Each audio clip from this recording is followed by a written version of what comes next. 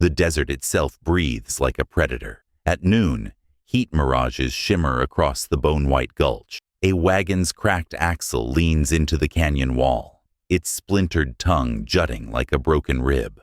Vultures circle in a spiral over the shadowed mouth of Devil's Canyon. Beneath the ledge, a trickle of quicksand swallows a child's rag doll, the only proof someone passed here alive. 17-year-old pioneer girl Clara Finch, abandoned when her uncle chose land over kin, staggers barefoot into the canyon with only a slashed water skin. Her mother's grave lies behind her. Her father vanished, alone, betrayed. She carries nothing but her shawl and a Bible, missing its last pages. If she survives, it will be against the desert, the wolves and men who would rather see her gone. But the writer who appeared at dusk was no savior, and when you see the single erased name in the parish register, you'll understand why her rescue was never meant to be recorded. The day had the flat glare of a blade. Clara stood beside the tilted wagon, where her family's life had come to pieces, and every board, every iron hoop, felt like proof that she had been cut away from the living. The oxen were gone. The barrel held only it was a clutch of sour wind and dust. The Bible sat open on the seat where her mother's hands had last warmed it. The last pages were missing. Her mother had torn them for kindling the night before the fever took her. Clara had not been angry. She had held the ruined book to her chest while the sky kept breathing hot across the empty flats. Uncle Elias rode the last horse in circles. As if even the animal were a coin, he was checking for bite marks. He kept one hand tight on the reins and the other around a folded map, his knuckles white as chalk. "Land comes before kin," he said, not looking at her, not looking at the grave that was only a heap of stones and a crosscut from the wagon tongue. "Your father knew it. I know it. The law knows it. The law knows my mother," Clara said, and her mouth felt like it was full of grit. She had slept with her cheek against the wagon wheel and had dreamed the spokes turning. "She is under the cross, Uncle Eli. The law should know her name." He spat into the dust. "A name don't keep the wind off. A deed does. I'll file it before sundown." He bent, cut the crossbar from the wagon tongue to fashion a new reinforcement for his saddle, and never once met her eyes. When he tied the last knot, he swung up and turned the horse toward the line of bluffs that made the mouth of Devil's Canyon. The animal tossed its head, as if it too wanted to refuse. Elias dug in his heels. "The spring is mine," he said. "Your father promised. There's drought. There's talk of raids. I aim to live." He did not say she might die. He did not have to. The silence after he set his jaw made the words itself. He rode off at a lope, cutting a line of dust in the white noon. Clara watched him go until the horse and its rider became two specks, and then none. The vulture ring widened, slanted, settled into a higher orbit, as if even the birds had learned the shape of his greed. Clara did not cry. The tears had dried days ago. She knelt at the stones, pressed her palm to the cross, and said her mother's name once, the way you say a secret into the mouth of a bottle, and then cork it tight. When she stood, the world felt like a bowl that had been struck. The sound of it, the hum, ran through her bones. Down the road, in a town built around a courthouse, Sheriff Abner Pike sat at a cedar desk, the color of dried blood. The heat under the tin roof made the air buzz. A deputy, who had a voice like a bow scraping a fiddle, said there was a message from a drover 2 days east. A girl lost, a wagon done for, a grave by the Devil's Canyon turn. Abner lifted his pen, turned to the page where he kept tidy names, and wrote one word before the sweat ran down his wrist, and smeared it. No search. He blotted it and closed the ledger with care, as if the act of keeping the book neat made the choice less ugly. Back at the canyon's edge, Clara swept her mother's hair comb through the dust, the way she had when she was a little girl playing house in the corner of a wagon yard, and the action gave her a small courage. She took the shawl. She took the Bible. She tied the slashed water skin around her waist and tested it. It bled a slow drip that tasted like leather and runoff. She slid the child's rag doll from under the seat, pressed its sun-baked cloth to her cheek, then set it back down. A wind gust took it to the ledge and nudged it over. Clara stared as the sand below swallowed it gulp by gulp. It was like watching a small mouth drink. She took the narrow trail that cut into the right-hand wall of the canyon. It dropped in steps carved by wagon wheels long gone.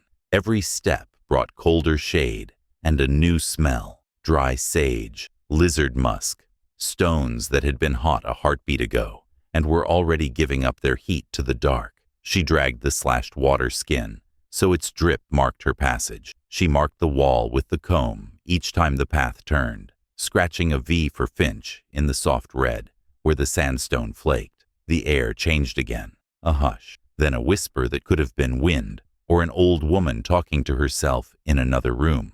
The sky, a thin stripe overhead, began to pull a rim of cloud across itself. A horse appeared at dusk, a gray with a rocker gait that made it look like water was carrying it. The rider wore a long duster, hat pinned to the side, rifle sleeve tied to the saddle. He reined in, and for a moment, the horse's breathing and Clara's breathing matched.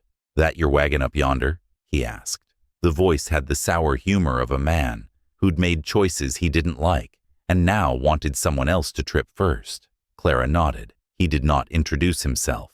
He looked back down the trail. He had the hard eyes of someone searching for reflection and finding none in other people's faces. "You walking in or out?" "In," Clara said. "Desert eats girls," he replied, as if he were tasting words he'd say over a beer later. And then he touched the brim of his hat, turned the horse, and let it carry him sideways into the deepening purple. She waited for him to say he was the savior God had sent. He did not. She waited for him to say his name. He did not.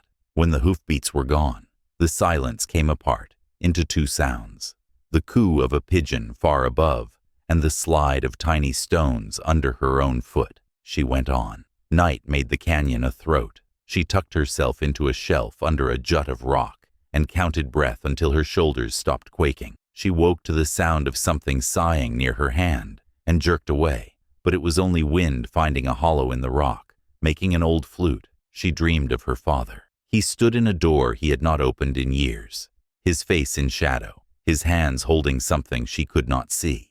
When she reached for him, he turned, and dust hung on his clothes like frost. In town, under the same night, Reverend Josiah Harlow sat in his parsonage and read by lamp until the oil was almost gone. The parish register lay open beside him. He traced the columns with a finger: baptisms, marriages, deaths, names neat as stitches. He felt an ache under his ribs that had no clear cause. He closed the Bible in his lap with a soft clap and reached for the register. When he turned the page, he saw a pale scar where a line had been scraped clean from the paper. Not a misspelling, not a smear. Someone had taken a knife to it and lifted away a name. He laid his palms flat to feel for roughness. There it was, one erased entry. He looked toward the window, as if the person who did this might be standing in the dark.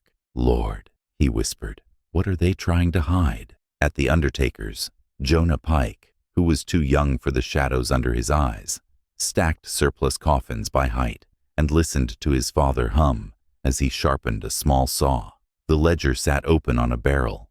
It smelled of ink and boiled linseed oil. A piece of cloth was pinned inside the margin, a tiny scrap, as if a moth wing had been caught there. Jonah did not touch it. He leaned closer anyway. It was a corner of wool shawl, dark with something like old wine. His father did not look up. "Don't ask about what don't belong to you," the undertaker said.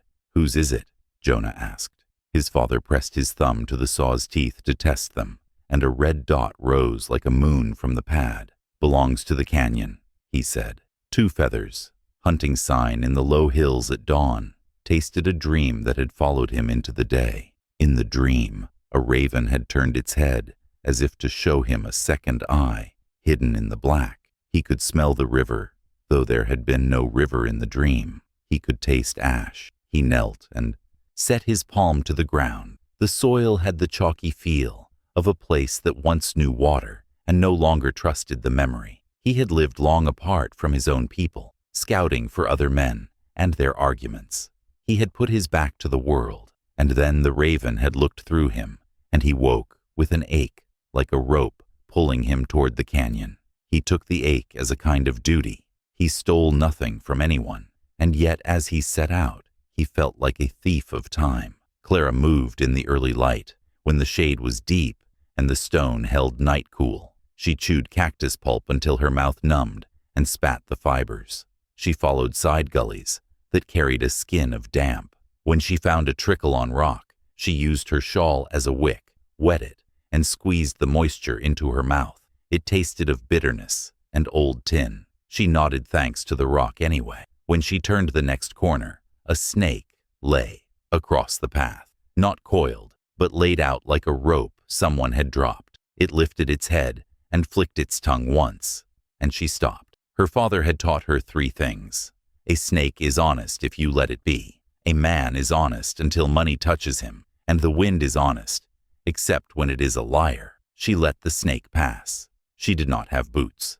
Every pebble was a nail. By noon, heat had written its own laws on her body. She sat in the thin slice of shade under a leaning boulder and read from the Bible. Though the last pages were gone, the words calmed her. She felt her mother in the cadence, like a hand smoothing hair. She ran her thumb over the place where the torn edge made a frail saw. She whispered, "He will not leave me." The echo came back softer and sounded like a lie. She closed the book and pressed her cheek to it and let the hot tears come and dry in the same breath.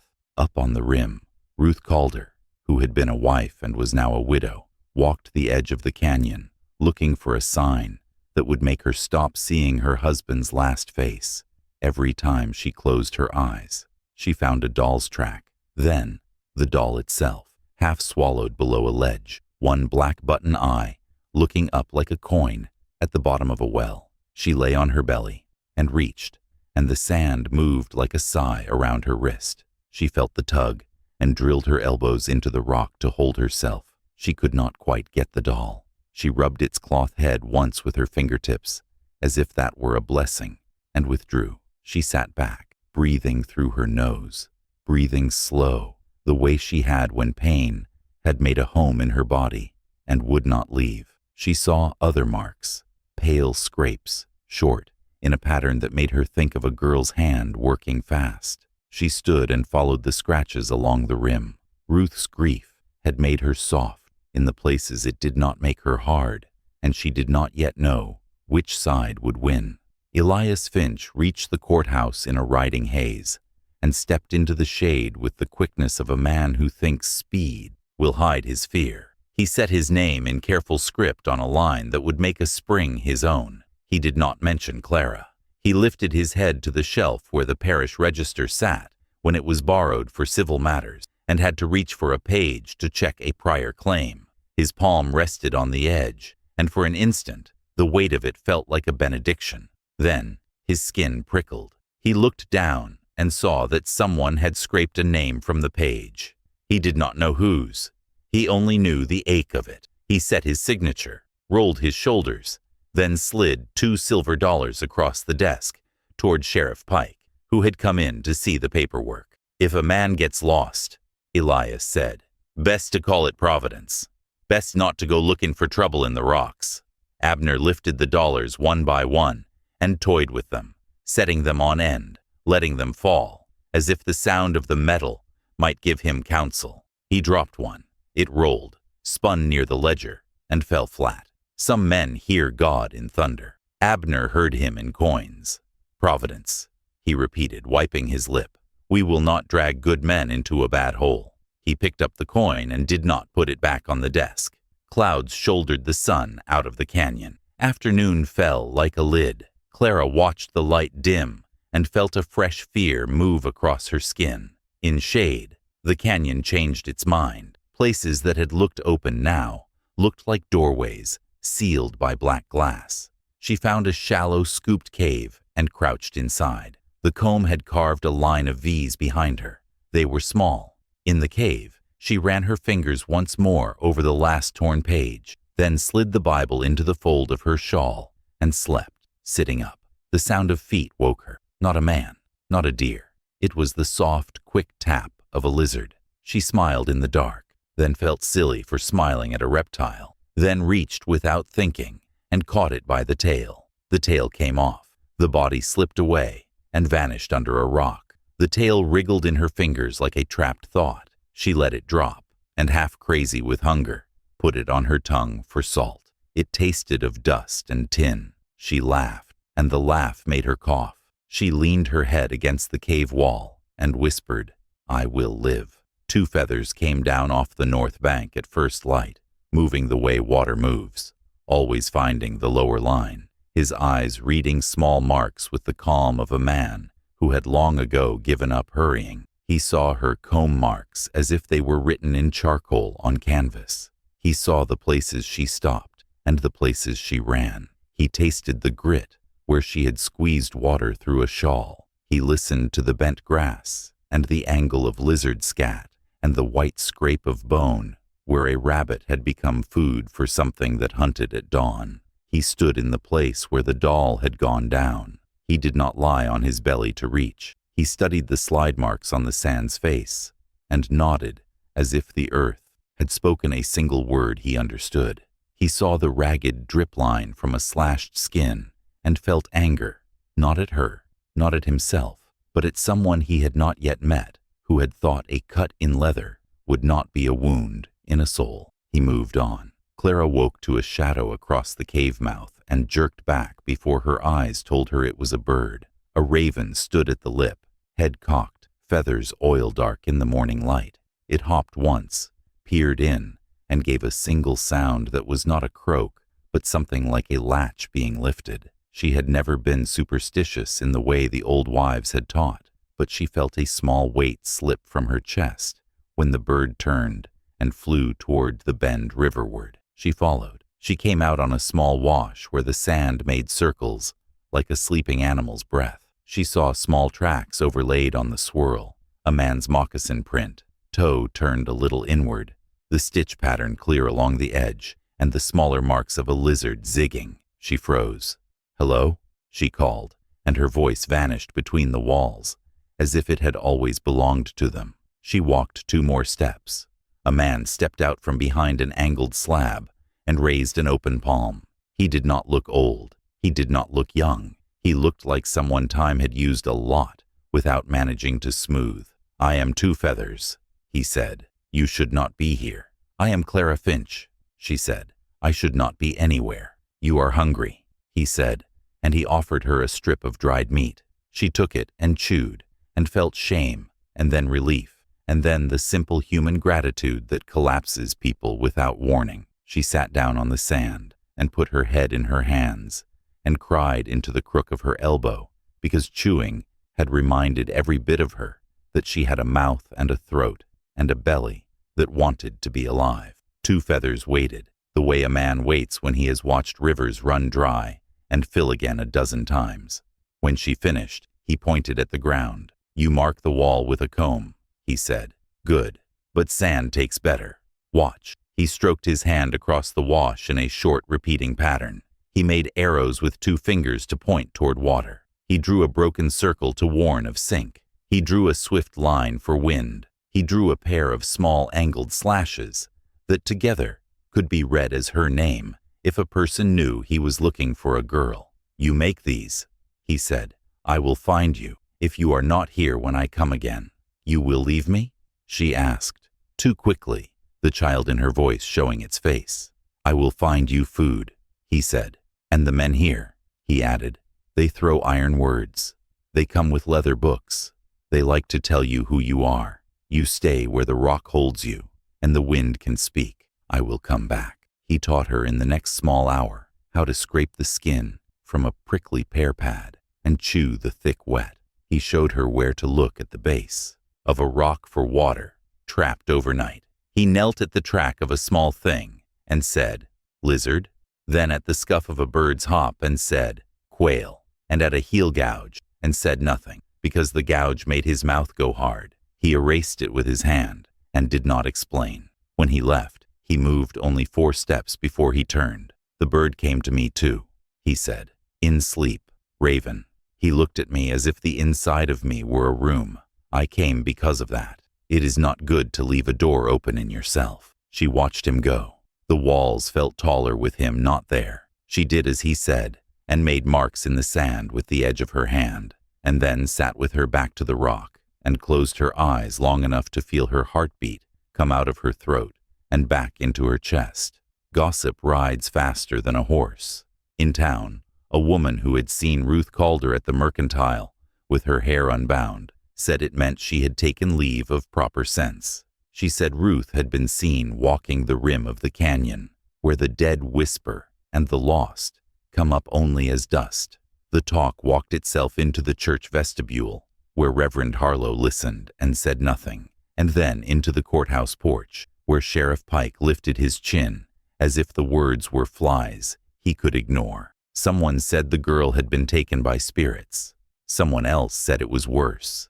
She had run with men who would carve a man for the coins in his teeth. Abner wrote, "No search" once more on a smaller scrap, and slipped it into his pocket, as if carrying the words might make them grow a moral spine. That night, he dreamed of paper burning, and woke to the smell of his own sweat and the tin taste of fear on his tongue. Lieutenant Marcus Bellamy rode in with 20 men on horses that looked like they hated other men's arguments. The troopers wore dust as a uniform and arrogance as a second skin. Bellamy had a jaw that was a straight line, drawn by a schoolmaster against the margin of a map. He had heard of raids and lost wagons, and whispers about a girl used as bait. He did not like bait unless he held the line. He dismounted and pointed with 2 fingers. Impatient. "We go in," he said. "We smoke them out, if they are in there. We do not let a girl's face be a flag for warriors who think the canyon belongs to them more than it belongs to the law." A private coughed. Bellamy turned his head slowly. "You got something in your throat?" The private swallowed. "No, sir." "Good," Bellamy said, and the unit moved forward like a single animal with many legs. Elias Finch watched the dust column from the cavalry with a heat he could not swallow. He was a man who preferred the small hands of decisions to the big hands of events. Events made mess. He felt the deed paper in his pocket like a hot stone, and briefly, foolishly, thought the men might go away if he stood very still. Ruth Calder stepped into his shadow. He did not see her until she spoke. "I have Clara's mother's will," she said, and her voice sounded like a creek that runs even when stones fall in it. He turned, made a smile that had only teeth, and said, "You're a rabbit in a wolf's house." She held up a folded paper. "Her land goes to her child," she said. "Her name is written here." He reached. She did not let go. "If the girl dies," Ruth said, "I will read this as loud as a bell on Sunday. If she lives, I will carry it on my tongue until my last day. You will not own that spring without blood on your boots." He looked down and saw that there was already dust there, as fine as ash. Inside the canyon, 2 feathers came back to the wash and found the marks he had taught her to make. The circle for sink was doubled. He crouched and hissed once, not at her, but at the earth, for the way it lured fools near. He found small prints leading out, and then bigger prints overlaying. He knelt and set his ear to the ground, an old habit, and heard, impossibly, the far-off shape of men, not their voices, but the pattern their weight made on the earth when they took the same step at the same time. He straightened and felt the raven's eye on the back of his head, the way you feel the sun behind you, even if clouds cover it. "No time," he said. He found her behind a shoulder of rock, cheek gray with dust, eyes alert now that they were taught to look. "Men come," he said. "Soldiers. We can ask for help," she said, and even as she said it, she heard it as a child's petition. "They come to use you," he said, not unkind. "You are a line in their story." He slipped a knife from his belt and cut the torn edge of the waterskin cleaner, then wound a strip tighter, with a small, deliberate movement that made the world seem less likely to fly apart. He handed it back. "Stay to the rock. If they see you, say nothing until your words have weight." The cavalry entered like a bar of iron shoved into soft clay. Men who had been born to fields tried to read walls and could not. A voice ahead shouted, "I see movement." The voice did not ask what kind. Bellamy raised a hand. The men stopped. He listened to the echo of their own aggression and found it pleasing. "Forward," he said. "If they run, we chase. If they stand, we show them a face." They moved, and down the bend, Two Feathers put Clara's hand against the stone and said, "Feel. If the rock hums, men are near. If it is hollow, steps hide below it." Clara did as he said. The rock had a faint tremble. She felt like she had put her ear to a barrel where someone knocked from the inside. Two Feathers slipped away to make a flanker's path. She waited. Then a shadow moved across the wash, and a man in a blue coat with brass, bright enough to feel like a shout, stepped into the open and saw her. He raised his rifle and lowered it in the same breath, because what he saw was a girl with dust on her face holding a Bible like a shield. "Down!" he barked, as if a single command could correct the canyon. He faded to one knee, and 4 more men came, boots punching small moons in the sand. Two Feathers stepped out with empty hands raised. "She is with me," he said. "She is not bait, she is breath." Bellamy pushed past his men and stood where he could be seen. "Crow," he said, as if the word tasted like iron. "You take a child, and you call it mercy." "I left my people," Two Feathers said. "I left my name with them, and carry only a piece." "You carry a piece of a girl," Bellamy said, and he did not know he was showing the canyon how his mind worked. He lifted his hand, and 2 men moved to bind Two Feathers. Clara stepped forward. "No," she said. "He found me. He fed me. He taught me to mark the wash so I could be found again. He is the reason you see me at all." Bellamy looked at her, took in the shawl, the torn skin, the stubborn chin. "Your name?" he asked. "Clara Finch," she said. That name moved like a spark along a fuse none of them could see. At the courthouse, Abner Pike sat sweating over the ledger when Jonah, who had been sent for sawdust, paused and read the top line of the page upside down. He saw "No search" written 3 times. He saw a corner of paper black-stained tucked beneath, as if something burned had been hidden in a neat place. Abner, sensing eyes, slammed the book shut and pushed it into a drawer, like a man stuffing a sin into a pocket and hoping it stopped beating. "Go on," he said, not looking at his son. Jonah turned to go, and then doubled back, as if he had forgotten his own hands. He lifted a scrap from the floor near the stove. It was a curl of paper like onion skin edged in char. It carried, in the gap that was not yet ash, the end of a name, Ra. He slid it into his cuff and told his face to forget what his fingers knew. The sun dropped. The canyon cooled. The sound of insects came back to the air and made a thin net over the men and their mistakes. Bellamy had Two Feathers tied to a tent post before the canvas even warmed. He had a cook bring beans.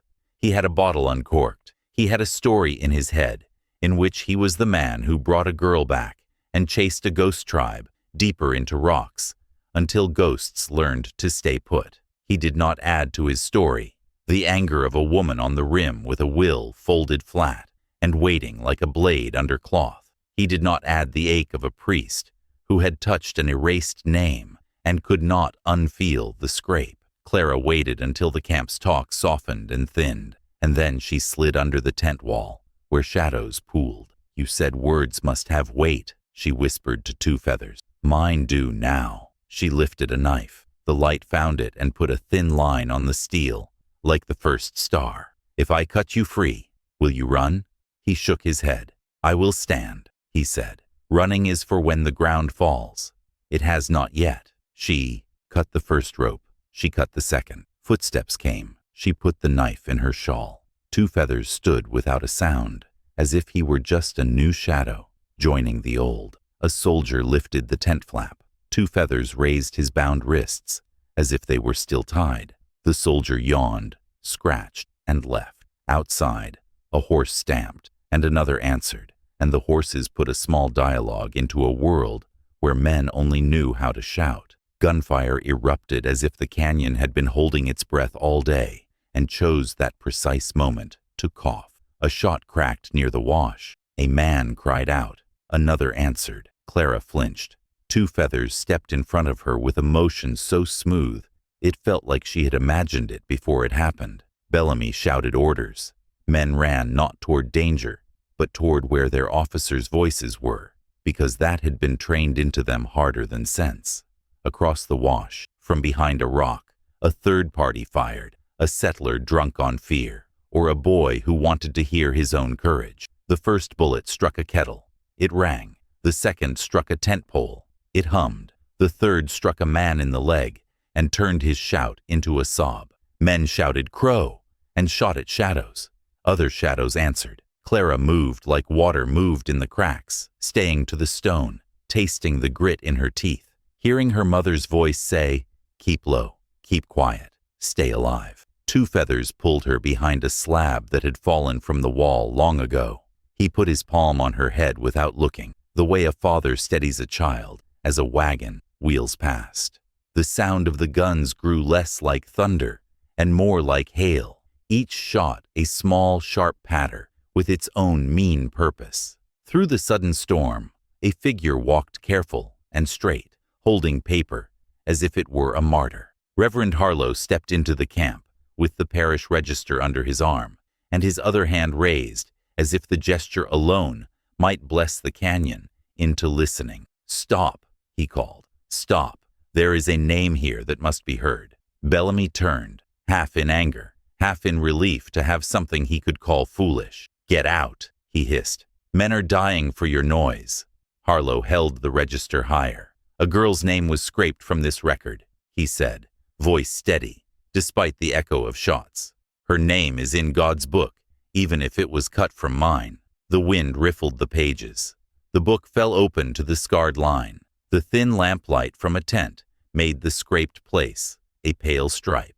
Across the camp, Elias Finch, who had come to watch his own choices work, lurched at the sight as if his stomach had made a sudden fist. He reached for the book with a hand that had shoved money at a sheriff only hours before. Harlow stepped back.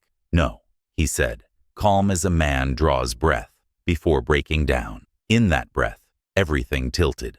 Ruth Calder stepped out from the edge of firelight and showed the fold of paper that was Clara's mother's will. "You left a child in a canyon," she said to Elias. "You cannot buy that silence with coins." Bellamy saw a woman where he had expected only enemies, and for a second, his orders forgot their spine. He took a step toward Ruth, as if she were a new shape of trouble he could index. In the gap, Clara slipped like a fish between two rocks and stood in front of her uncle. She saw his face for the first time since the moment he said, "Land comes before kin," and if grief had a weight, it settled on her then, like a blanket just pulled from water. "I am not erased," she said. Elias opened his mouth. He closed it. He opened it again and found, to his shock, that all the words he had used for land and law and right had dried to grit in his throat. He coughed and spit and managed only, "Clara." Sheriff Pike, who had come with the cavalry like a man who brings his ledger to a fire, felt his heart slam and slam again. He saw the book in Harlow's hands. He saw the will in Ruth's. He saw the girl's face, which looked like the face of a child who had once smiled at him in a market while her mother priced nails. Panic bit him so hard he could not keep his hands still. He grabbed for the register. Harlow tightened his grip. The book tore. A brittle flap came off and fluttered like a broken bird. Abner stumbled backward, turned, and ran into his own camp, where a lamp burned. He yanked open his desk, pulled out the depositions he had taken, the false and the true, and shoved them into the lamp until the flame took them. Paper flared like dry leaves. The smell lifted and caught in Jonah's throat. Jonah, who had followed against his father's orders because he wanted to learn what made men faster than wood took stain, watched the names curl. He slipped a pencil from behind his ear, opened his own notebook, and copied one name as the flame licked it. Not the sheriff's, not the uncle's, but the girl's, because sometimes to witness is to hold a single bright thread when the rest burns. The guns faltered to silence. The horses put down their heads. The canyon exhaled. Bellamy, who had not planned to stand with a priest and a widow and a girl and a scout against his own certainty, found himself in the center of a circle that had no captain. He lowered his pistol. He stared at Elias Finch. He stared at the girl. He stared at the book with its torn page. Somewhere beyond the wash, A raven called once, as if to say the room inside a man's chest had more doors than he guessed. Night closed fully, and with it a sense of reckoning that did not care for sunrise. Clara stood with her back to the stone, her chin lifted, her hands empty save for the Bible, which had somehow not left her fingers, even when she cut rope in a soldier's tent. Two Feathers stood a step in front of her, as if his dream had set him there, long before his body arrived. Ruth kept the will in her pocket, a heat on her thigh that would not cool. Harlow pressed the torn register to his chest and felt the scrape like a wound on his own skin. Sheriff Pike fed one more page to the flame and heard his name inside his skull say itself as if it belonged to someone else. Elias Finch stared into a dark that did not find him special. The canyon held them that way. A long breath more, and then two men on the far side of the wash shouted at once, and everything broke again into small, scared pieces of sound. The gunfire did not end, so much as it scattered and got lost in stone. Men shouted at the echo and heard their own fear answer back from the walls. A trooper fired at a shadow and hit a kettle again. The ringing was so clean, it felt wrong in that place.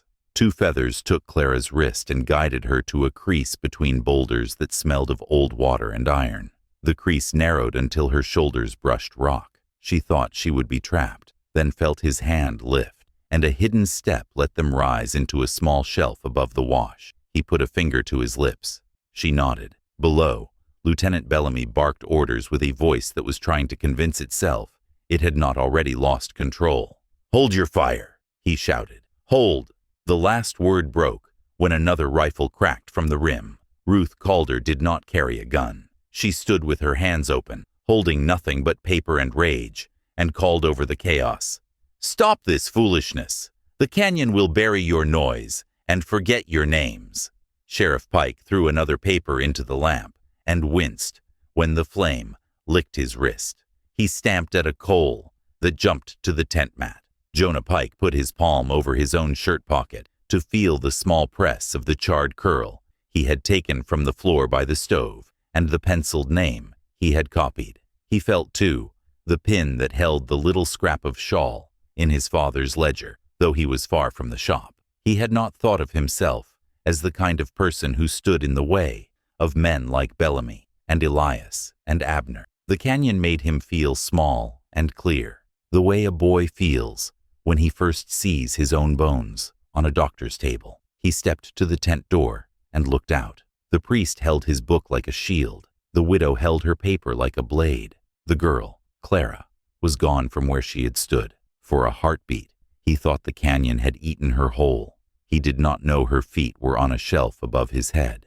Elias Finch backed toward his horse like a man going downstairs in the dark. He kept one hand out to feel for a rail that was not there, and the other at his coat, where the deed pressed his ribs. He said to no one, "I aimed to live," and heard the thinness of it. He turned to mount and found Ruth's eyes. It startled him that she did not look like someone rehearsing a speech. She looked like someone who had made up her mind to carry a weight until it broke her, or broke what stood in front of her. "She is your blood," Ruth said. "You left her for rocks to finish." He swallowed. The canyon made swallowing loud. "I signed a deed," he said, as if that answered any charge. "You can sign anything," she replied. "Ink is cheap. The ground is not." He did not answer. He swung into the saddle hard, as if speed would forgive him. Two Feathers crouched with Clara and listened to the pattern of the men below settle into a rhythm that meant they had stopped believing every sound was an attack. "They will come up here," Clara whispered. "They climb walls," he said, "but they do not read them." He pointed to a faint seam where one layer of rock lay over an older layer, like an eyelid half shut. "Here," he said softly, "the stone is tired. If they climb there, it will peel." She took the meaning and pictured boots slipping, men falling into the wash. It made her sick and safe at once. The raven clucked somewhere above them. It did not sound like a magic bird. It sounded like a real one that had found a bit of meat and was annoyed by men. Bellamy pushed his hat back with a finger and stared at Reverend Harlow. "You," he said, voice rough. You bring a church book into a canyon fight and expect bullets to behave. Harlow's jaw worked once. I expect men to behave, he said. You have rank. Use it for once, so that when you lay down at night, your pillow does not feel like a stone. Bellamy's face moved in a way it did not like to move. He looked around and saw he had drifted into a court he did not call. He pulled air into his chest and made the shape of authority again. Sergeant, he snapped, round the men. We're not spending another dead man to chase shadows. We bivouac. First light we sweep the side gullies and the rim. No loose shots. Anyone fires without my say will answer to the code. The sergeant, who wore an old scar like a dash beside his nose, nodded and began to make the men into a circle around their fear. On the shelf, Clara let out a breath she had not noticed she was holding.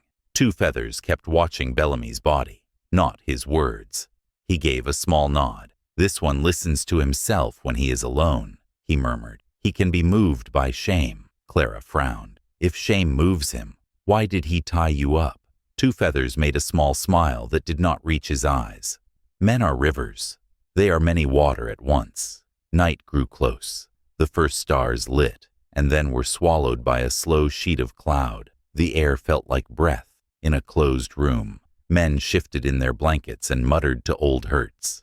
Out on the rim, Ruth sat with her back to a juniper stump and spread Clara's mother's will on her knee. The ink had bled once when a tear fell 2 nights ago. She set her palm over the names and felt the itch that would not be soothed until the girl was safe, or the man who betrayed her had been made to say what he did with his own mouth. She thought of her husband in their last week, the way fever peeled the words from him and left the man behind them showing through. She whispered to the night, I can do hard things, and found she believed herself.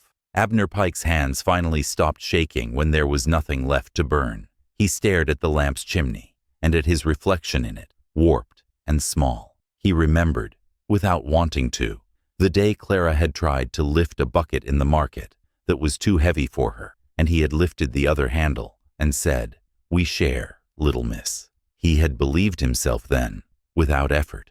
He picked up the lamp and blew it out with a soft, huh, and the smoke veiled his eyes for a moment. He sat in the dark, a long breath. Then he gathered the black flakes and gray curling skins of paper and scooped them into an empty coffee tin and set the tin under the cot. He would say tomorrow that a gust had knocked the lamp and the fire had taken the papers without his consent. He said the lie to himself now, to practice its feel. It sat on his tongue, like a coin he did not want to swallow. Jonah slid into the camp's half-light and found Reverend Harlow sitting alone with the torn parish register in his lap. Harlow ran a finger over the scraped line, as if feeling for pulse in dead skin. Jonah crouched, the way boys crouch near men they want to be when they are old. He drew the charred curl of paper from his sleeve and held it out. Found by the stove, he said. It's not much. It's the end of a name. Ra. Might be helpful to a man who writes clean. Harlow took it as if Jonah had placed a bird with a broken wing in his hands. Thank you, he said, and his voice had 2 sounds in it, grief and gratitude, braided. Jonah tapped his own notebook. I wrote her name, he blurted, in case the burning took it in truth. I wrote it down when he fed the fire. I know it's not a law, sir, but it's a line. Sometimes a line is a kind of wall. Harlow looked at the boy and saw the undertaker's son and something else, a witness being born. Keep your book, he said. There will be a day when a judge listens to a boy with clean handwriting before he listens to a man with a hat. Sleep came on the canyon like a lid, slow and heavy. It did not come to everyone. Clara lay with her cheek on cold stone and counted breaths until the counting became a hum, and the hum became a dream, where her father stood in a doorway that led to no room. Two Feathers sat with his back to the wall and let his eyes half close the way a cat does when it is resting but ready to run. He heard a sizzle and a soft pop and knew a soldier had thrown too much green wood on a small fire. He heard farther up a sound like a dress brushing a bush. He stood without moving and put a hand out to stop Clara when she stirred. A figure passed below their shelf, a man wearing a coat cut shorter than the others wore, moving as if he did not want to leave tracks. The man crouched at the place where the wash curved. He set something down. He covered it with a flat rock. He moved away with his head ducked. Two Feathers watched the spot after the man was gone, measuring the way undisturbed sand holds its breath. "What is it?" Clara whispered. "A small lie," he said, "or a small truth wrapped for later. We will see it when the light returns." Dawn leaked into the canyon. The sky found itself again. Men rose and stretched their anger like stiff shoulders. Bellamy sent squads into side cuts and along the rim in pairs. "No one alone," he ordered. "No shots unless you see a face." As if on cue, a trooper fired at a flash of wing and was cuffed behind the ear by his sergeant so fast his hat flew.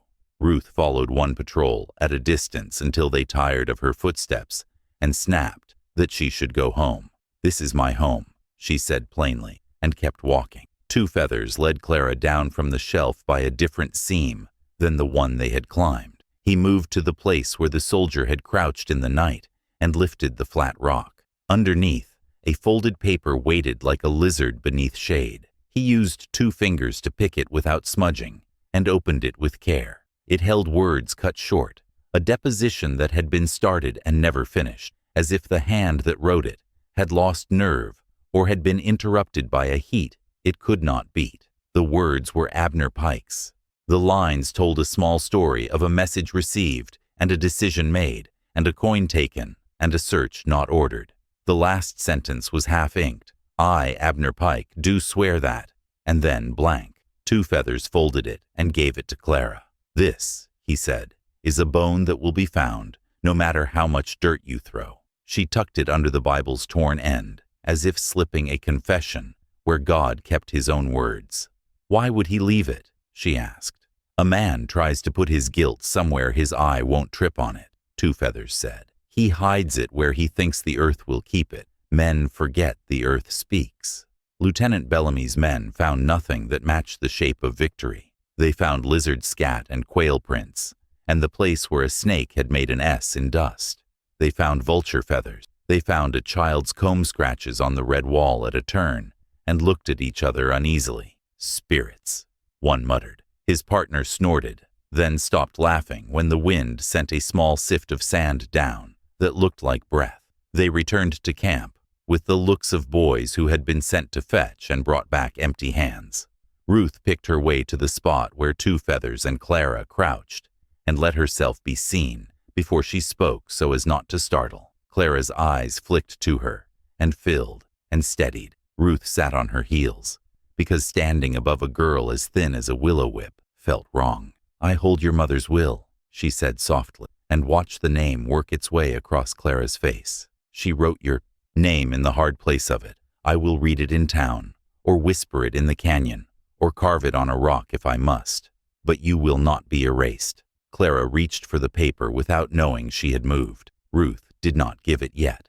"We must move you safe first," she said. "Words matter more when a body can stand and hear them." A dust-footed scout for Bellamy caught sight of them at that moment and froze. He was not a cruel man. He was tired and hungry and had been told the canyon made tricks. He raised a hand as if greeting neighbors and lowered it when Two Feathers stepped between. "Lieutenant will want to see her," the scout said. "He wants to drag this place into the square and give it a name it doesn't mind." Two Feathers shook his head. "He will want to use her as a ladder to climb his own idea of himself." The scout, who had one son at home, who carved horses from pine with a dull knife, swallowed. "Maybe," he allowed. "Maybe he will also give a bad sheriff a fair scare. Maybe both things can be true." They took the safer path, the one that threaded a broken ledge and a low cave, where bats hung like folded hands. They walked not toward the cavalry's tents, but toward the rim, where Ruth had a mule tied and a small jug of water stowed under a saddle blanket. Each step, Clara felt her legs where they had been, only ideas the day before. The rim air tasted wider. The mule blew and rubbed its head against Ruth's shoulder, like a dog. Ruth poured water into a wooden spoon and let Clara drink a little, and then a little more. The water had the taste of iron and old smoke from having been near the fire, and it tasted to Clara like the best thing the world had ever made. They reached the widow's small house, near a stand of 3 cottonwoods that rattled their dry leaves like paper. The house had 2 rooms and a lean-to, and everything in it had been scrubbed until it looked like work. Ruth set Clara at the table and cut bread that had gone hard and softened it with boiled milk and a dash of sugar. The first bite made Clara's eyes close. She chewed with reverence. Ruth brushed sand from the Bible and set it on the table with the will. She did not open the will yet. "You will hear it soon," she said, "when the right ears are close enough to be cut by it." Back in camp, Bellamy saw 3 men return light and 2 not return at all. He stood and felt the weight that collects on the collarbones of men who think they like to command other men. He looked toward the rim and saw, for a fleeting instant, a woman leading a mule and a smaller figure beside it. He blinked, and the figures were gone behind a fold. He could have sent riders. He did not. The priest's words, which he had pretended to ignore, had lodged in his ear like a burr. "Use your rank so your pillow is not a stone." He turned to Sheriff Pike. "We're going to town," he said. "If the canyon has answers, it will keep them, whether we break our teeth, here or not. But there are books in town that will talk louder when I stand over them." Abner tried to smile and found his face had loaned its muscles to fear for the day. "Any book you want," he said too quickly. "My desk is at your service." He patted the drawer where the ledger lay and felt the ghost heat from last night's fire. He calculated, without looking like he was calculating, how to keep the new blank, where his confession had been, from being seen.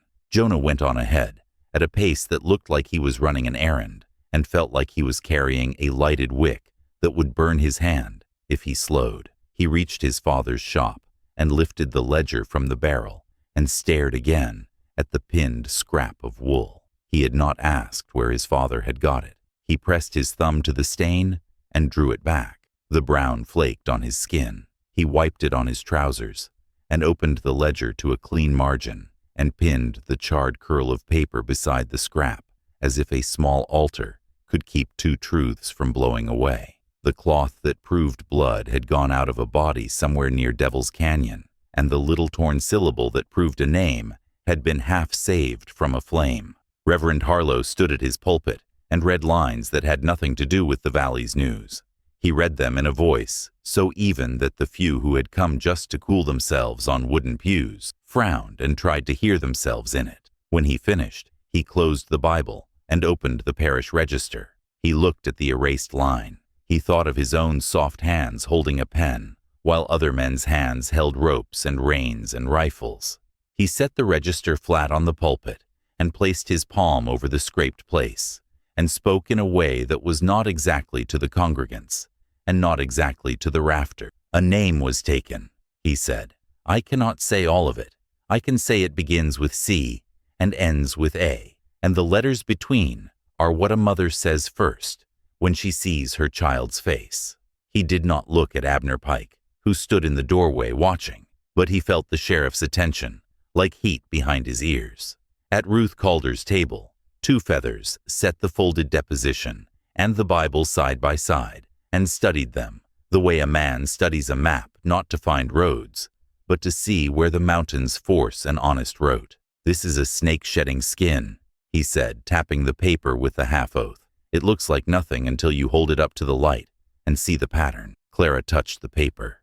It felt like any paper, dry, a little rough at the torn edge. It did not tingle with magic. "Will they say it's a trick?" she asked. 2 feathers looked at her with a steady patience that had in it a long loneliness. "They will call anything a trick that makes them see the thing behind their eyes," he said. Ruth folded the will in half and then in half again, without creasing the names. "They can call me what they like," she said. "I have time." Lieutenant Bellamy strode into Sheriff Pike's office the way a man walks into his own kitchen, not to ask if he may, but to find what he came for. He did not sit. "Your ledger," he said. "Your depositions. The town's registry of deeds. The church book. Bring them." Abner smiled with a mouth that looked like it belonged to a cousin of his face. "Of course," he said, and opened the drawer and laid the ledger on the desk and slid it toward Bellamy. "All in order. Bellamy flipped pages with a speed that made the neat columns blur. He saw "no search" written 3 times. He saw that the ink that wrote those words was fresh, not 3 days old. He did not remark on it yet. He set the ledger aside and held out a hand. Depositions. Abner reached for the tin under the cot and felt his mouth dry in one swallow. He carried it up and set it between them. He took the lid off. It held ash. Bellamy stared. Abner made his voice small. "Gust," he said. "It caught. My fault. I threw myself on it, but—" He gestured to a place on his wrist that did not have a burn. Bellamy did not look at the skin. He looked at the ash and did not see, among the gray curls, the half-oath Two Feathers had lifted from the wash. "You burned sworn words," Bellamy said. His voice did not rise. It got quiet in a way that made the room feel narrow. Abner opened his mouth. Jonah spoke before his father could. He stepped forward from the wall where he had been trying to disappear and held up his small notebook. "I copied one name," he said. "It's not a whole deposition. It's a nail. You can hang something on it." Bellamy looked at the boy's hand, at the scribbled line, at the steadiness of the little man's breathing. He took the notebook the way he had taken sabers from men who had lost them in mud. He read. He said the name under his breath. He looked at Abner Pike and saw sweat where sweat did not belong. "You will stand before a judge," he said. "Whether you stand there as a man who made a mistake or as a man who made a fire to hide one, we'll see." Word went out that Bellamy was bringing the sheriff to the courthouse. Word always goes out faster than orders. Men who wanted a throat to blame gathered not because they knew the truth, but because they wanted the heat to move from their own shoes to someone else's. Ruth walked with Clara at her side, and Two Feathers one step behind, like a shadow no one could pull loose. Reverend Harlow came with the register pressed to his ribs. Jonah came with the undertaker's ledger tucked under his arm, though he said it was only because his father had told him never to leave it where boys with dirty hands might flip and smear. He touched the pin where the wool scrap and the charred curl rode together. The pin pricked his finger. He did not pull away. Elias Finch rode down the main street with his hat low and his mouth set. He thought of turning his horse into the alley and out past the blacksmith to the low road where he could be a dust cloud and then a memory. He did not. Pride picked his reins. He dismounted in front of the door and tied off as if nothing in him trembled. He told himself he would speak sense into the crowd. He told himself he would say that the girl had run, that the canyon took what it took, that law is a cold cloth for a fevered town. He told himself a story without a villain and put himself in the blank where a hero might go. Inside, the room that served as court smelled of wood and bodies. A judge with hair like white grass took his place. Bellamy stood straight as a fence post. Abner Pike stood with his hands laced as if in prayer, and his eyes on the floorboards, as if words might be written there that could rescue him. Harlow opened the parish register to the scar. Ruth unfolded the will and held it with both hands, ready to lift the names when called. Clara did not go to the front. She sat on a bench near the back and felt her heart beat in her ears, and then in her wrists, and then in her throat. Two Feathers stood next to the door, neither in nor out, as if he had made himself into part of the building so he could hear the words before they decided where to land. The judge asked why the town had hauled itself to a room on a hot day when work waited. Bellamy spoke 4 sentences that stripped the talk to its frame. A girl missing, a sheriff who wrote "no search" 3 times, depositions burned, a half-oath found in the canyon, a name in a boy's book, a line scraped from a church register. He did not say the word crow. He did not say the word raid. He did not trot out the ghosts men bring to frighten each other. The judge nodded once and turned to Abner. "Did you receive a message about a lost girl?" Abner swallowed. "I did," he said. His voice surprised him. It sounded like a stranger's. "Did you order a search?" "I did not." "Why?" Abner's throat clicked. "I believed it would do more harm. I believed it would stir up trouble. I believed wrong." He said the last word like a man dropping a stone down a well. The judge turned to Harlow. "This book." Harlow stepped forward and set the parish register down. "A name erased," he said. I have tended this book 10 years. I know its scars. This one is new. I cannot swear whose hand made it. I can swear a hand did. The judge ran a finger over the scrape. He made no comment. He nodded to Ruth. And you? Ruth lifted the will and read with a voice that shook only once. On the name of the dead mother. To my daughter, she read. To Clara. The sound of the name in that room made the air cooler. A murmur ran the benches. People like to be told who they are looking at. It calms them. Clara felt the word move across her skin like water. The judge nodded to Jonah. Boy, he said, not unkind. What did you write? Jonah stepped forward. So carefully he looked like he was walking on thin ice. He opened his notebook and held it at a distance so the judge could see without taking it. Clara Finch, he read. I wrote her name when the papers burned. He looked up. Sometimes a body has to be written, or else the fire did its job. The judge's mouth made a twitch that might have been the beginning of a smile or a frown. You keep writing, he said softly. We need hands that do not shake. Elias Finch cleared his throat. He had not been asked to speak. He spoke anyway, because guilt tries to get into a room before judgment shuts the door. I did not erase a name, he said. I signed a deed. I do not deny leaving the canyon. I deny leaving her to die. I believed she would walk out. I believed the world is hard and that I must be harder. I did not. He stopped because the thing he did not want to say waited at the back of his mouth like a stone he might choke on. I did not take her hand, he finished lamely.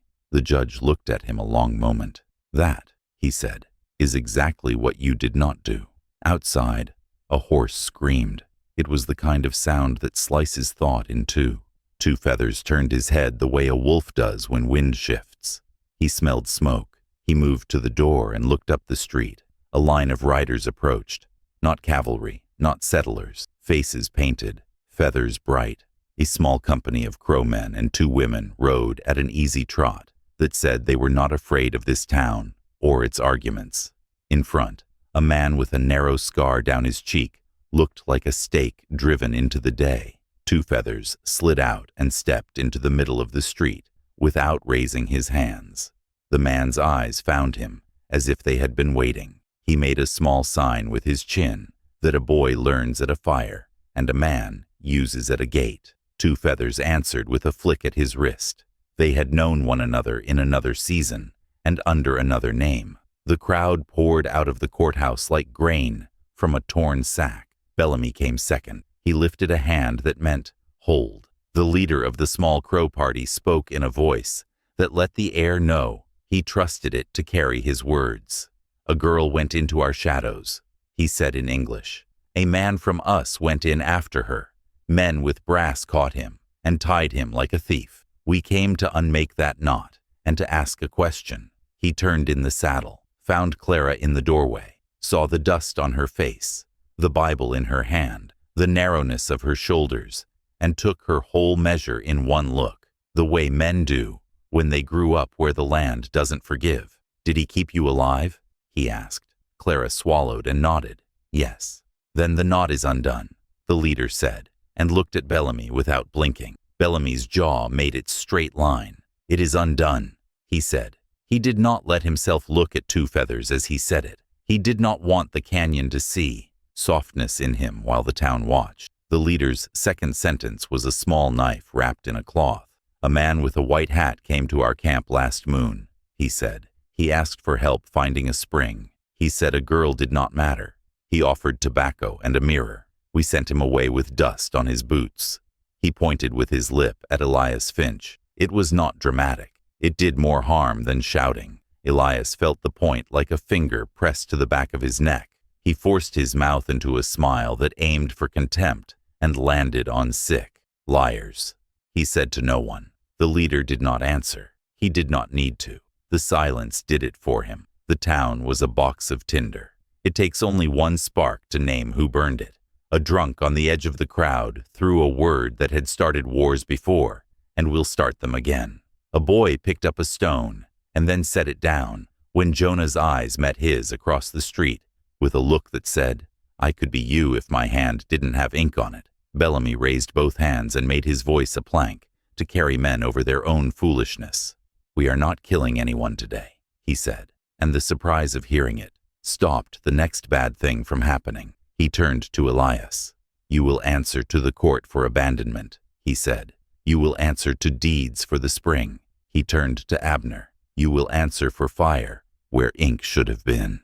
He turned to Reverend Harlow. "You will keep that book in your hand until I say, 'Set it down.'" He turned to Ruth. "You will read those names in a voice that does not break." He turned to Clara last. "You will come with me to my tent," he said, and then caught himself. "With the widow," he amended, "to eat and to lie down.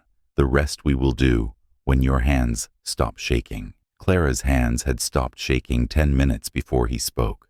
The rest of her had not. She felt the weight of eyes and the pull of her name through the room and back out into the dust. Two Feathers stood near enough that she could feel the air move when he breathed. She touched the Bible's torn edge. She felt the folded deposition under it. She looked at Ruth's hand on the will and at Jonah's pin, where the scraps rode together. She looked at the parish register's wound. The artifacts made a small constellation around her, points of light that marked a way through dark. She understood suddenly the cliffhanger line she had thought only a story could carry. Rescue was not one moment with a trumpet. Rescue was many small moments where people refused to let a name slip from the page. Abner Pike sagged. When he sagged, he became not a sheriff, but a tired man, with a mouth that had spoken too many half-truths. He put his hat on the desk, rather than his head, which told more truth than anything he had said aloud. "I will write what I did," he said to the judge without looking up. "I will put your name on it, and mine, and the God's that watches us. If he still looks this way." The judge nodded once. "Do so," he said, "and pray the man who reads it next is kinder than the boy who wrote the first words on your ledger page." Elias tried a different posture. He turned toward Clara and made his face long with remorse. "Girl," he said, "I thought you would make me chase you. I thought you would come out when you were hungry. I misjudged the sun. Forgive." The word sounded expensive in his mouth. He looked around to see who had bought it. Ruth stepped in the space between them and made a wall from her small body. "You do not speak to her until you speak to a judge," she said. "And if there is speaking left after that, you will use the kind of words women are not ashamed to hear." Elias's eyes cut to Bellamy. Bellamy lifted a brow. "She speaks for me in this," he said. "You will sit down." Afternoon wore down like a rope. The judge adjourned with a rap that sounded sharp enough to cut. People drifted in little knots to tell the same story 3 ways. Two Feathers walked the long way around the courthouse to the undertaker's shop and looked through the open door at the ledger. Jonah watched him with a look like a boy watching a hawk's eye at close range. Two Feathers stepped in, set 2 fingers on the pinned wool, then on the charred curl, then on the rough paper where Jonah had written Clara's name with a line that did not wobble. "These are small stones," he said. "They keep a house from sliding when the hill gets wet." Jonah blew out a breath he had not known he held. "My father says a ledger is only for money and bodies," he said. "I think it is also for catching things that would otherwise run." Two Feathers nodded. "Right," he said. "When men forget, paper remembers.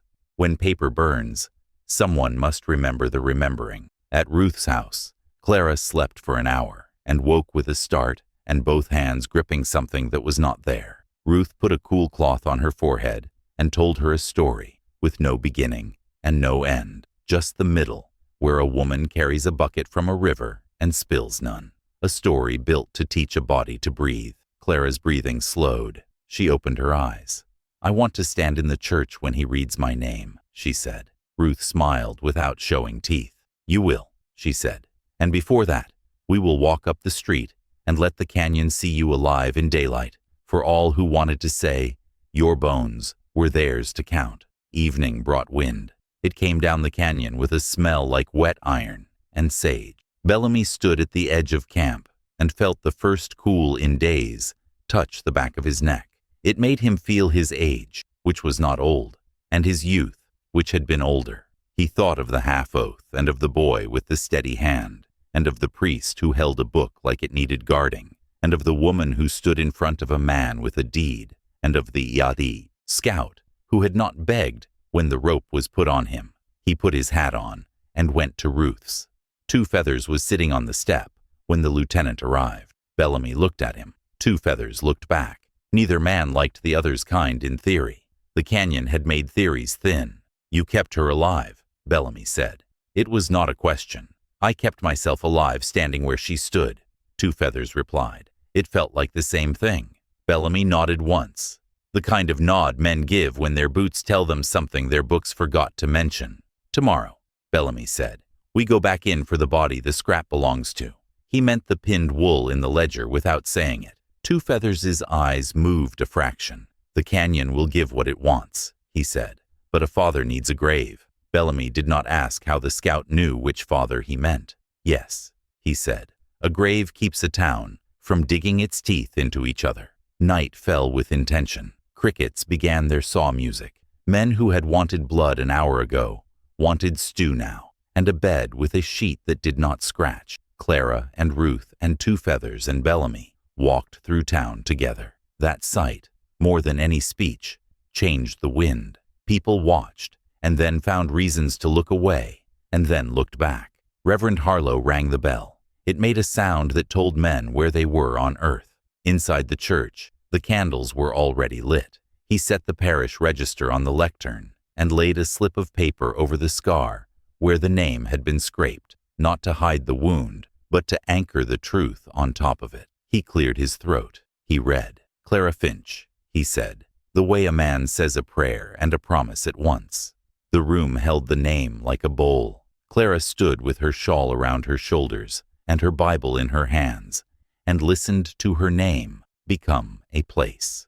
Jonah, at the back, wrote the date and the words read aloud in his little book and underlined them. He did not know, could not know, that the undertaker's ledger would one day carry a line of its own about that moment. She lived, and yet the book had to say so, or else the town would say different.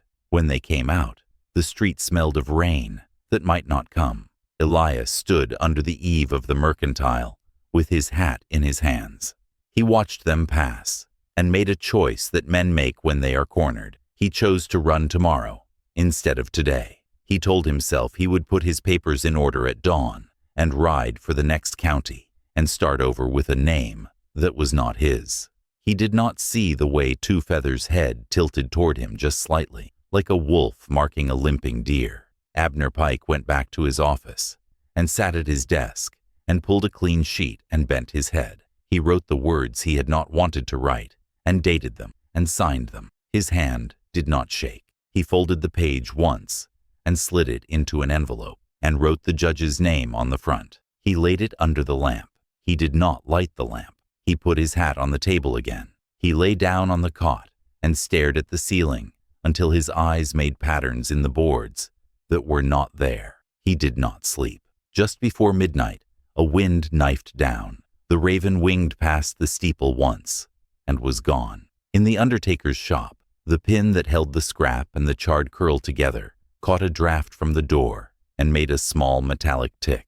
Jonah woke in his narrow bed in the room behind the shop, and for a second, his mind thought the tick had been his father's spoon hitting a cup. He sat up.